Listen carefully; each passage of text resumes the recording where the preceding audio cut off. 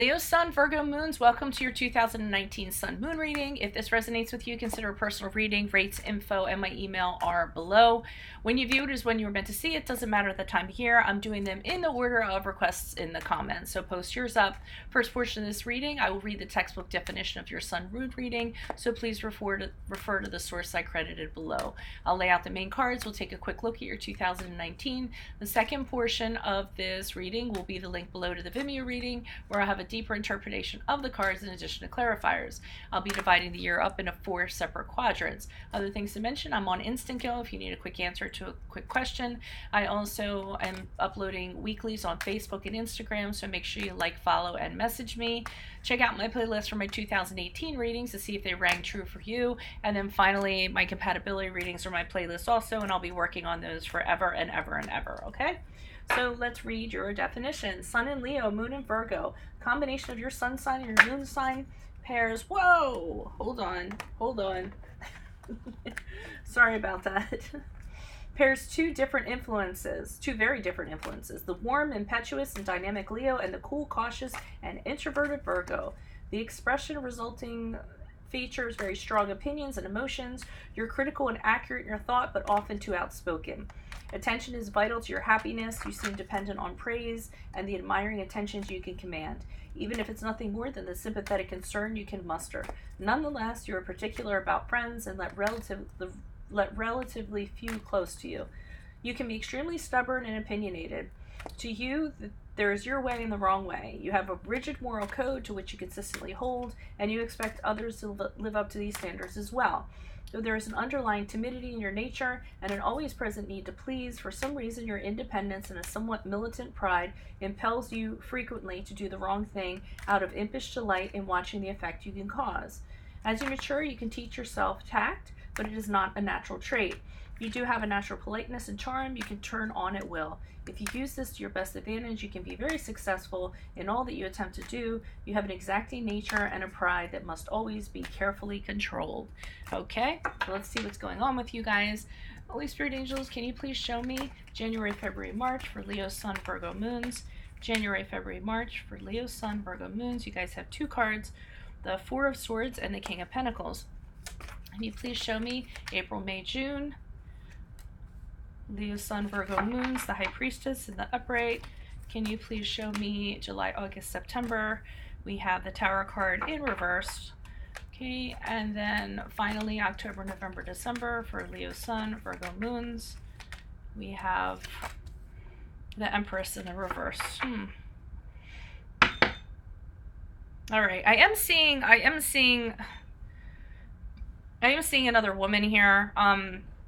For those of you, if that's your situation, I'm seeing a third party, another woman, I'm seeing mysteries, I'm seeing secrets. So I just want to throw that out there, okay? Now, January, you guys had the 4 of Swords, you had the King of Pentacles. You guys are kind of taking a time out, okay? A time out to regroup, to recover from something. Along with the King of Pentacles, I actually think you're taking this time out. And you guys might be working on building your finances, or working on something that gives you stability, something that's long-term, maturing something. Because I'm feeling like you needed to take this time out in order to address practical matters. Because the King of Pentacles, he's very I always love how this guy has grapes hanging all over him. I love it. He has a grape cloak on. But I feel like you guys could be taking a time out in order to try and do that, or you're taking a time out and you're enjoying what you kind of have around you. I mean, he has grapes on his cloak. I'm gonna see you guys sipping wine, sitting on your throne, enjoying everything that you have around you, everything that you've earned, all your success that you have. I'm definitely getting that. He kind of has a distracted look to him, though. He's kind of distracted off to the side. So maybe you guys need to do this in the beginning of the year to kind of get back on track. And I'm getting strongly in finance. I feel like some of you're almost having a retreat, but you're doing it at home. Like a staycation of some sort. And you can afford to do so. I also feel like you can afford this time out. So I feel like for some of you, these messages are for, you can afford to do this. You can afford to take this time off. Okay, so that's what I'm getting, and I'll put clarifiers on those in the Vimeo link. Here we move into April, May, June. So we have the High Priestess. So you guys are really kind of getting in tune with yourselves. High Priestess is about choices, but choices based on connecting with your intuition and honing your intuitivity, if that's even a word. You know, working through a mystery, but kind of listening to your gut in regards to this. High Priestess can also, she can symbolize another woman, okay, or a perfect woman. And this is a woman who has mystery. This is a woman who has secrets. And sometimes you have to trust your intuition in order to kind of know what the hell's going on with her, okay? Alrighty, then we move on to the Tower card. Now, the Tower card is in reverse for the period of July, August, September. So either you know of some imminent disaster that's going to happen, or this is after the fact when the disaster has happened, something very shocking. It fell apart, but we're talking about after the fact, the realization that you guys have.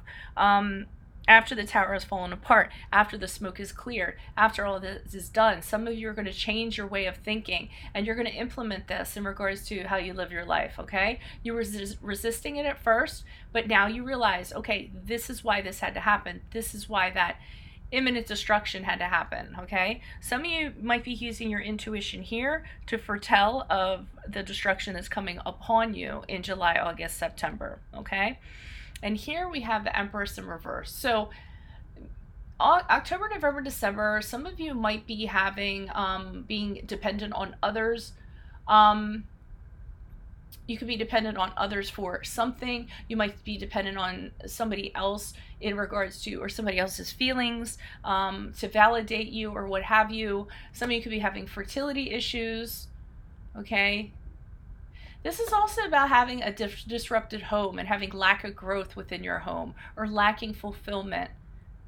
And then for others of you, you could just have somebody who's a matriarchal type who is just being overprotective and overbearing. All right.